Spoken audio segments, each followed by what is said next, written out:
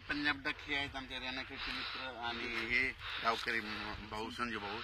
तर आज या मी शेतामधून शेतकऱ्याला अंदाज देणार आहे. तर आम्ही दोनच पिकं घेतो शेतकऱ्याला, सोयाबीन घेतो ना हरभरा. या बाई हरभऱ्याचं रान सगळं रेडी करून ठेवलेलं आहे.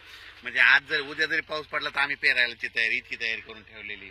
आणि राज्यातल्या शेतकऱ्याला आता अंदाज देणार आहे, कारण की राज्यात आता शेतकऱ्याचा कांदा काढणी चालू आहे, गहू काढणी चालू आहे, काही जणांचा हरभराचा कडवा देखील आहे, मका देखील उघड्यावर, वीट भट्टीवाले देखील आहेत. म्हणून सगळ्यासाठी खास करून अंदाज देणार आहे. म्हणजे आज आहे 6 एप्रिल पासून राज्यामध्ये उन्हाचा पारा वाढत जाणार आहे. म्हणजे 11 तारखेपर्यंत चांगला 42, 43, 44, 43 अंशापर्यंत पारा वाढत जाणार आहे. म्हणून हा अंदाज लक्षात द्यायचा.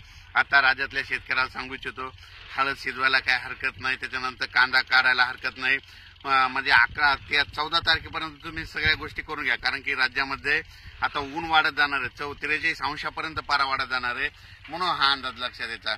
कांद्यावाल्याने कांदा काढायला सुरुवात करायची, हळद शिजवायला सुरुवात करायची, हरभरा काढायचा असं काढून घ्या, गहू काढून घ्या. राज्यात सध्या काही पाऊस येणार नाही.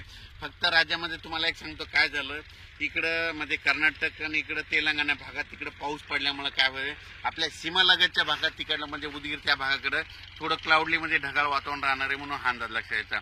पण राज्यात मात्र आता 8 दिवस मात्र हवामान कोरडं राहणार आहे, उन्हाची तीव्रता वाढत जाणार आहे. म्हणून हा अंदाज लक्षात द्यायचा. अचानक वातावरणात बदल झालं तर लगेच एक उद्या मेसेज दिला जाईल. धन्यवाद.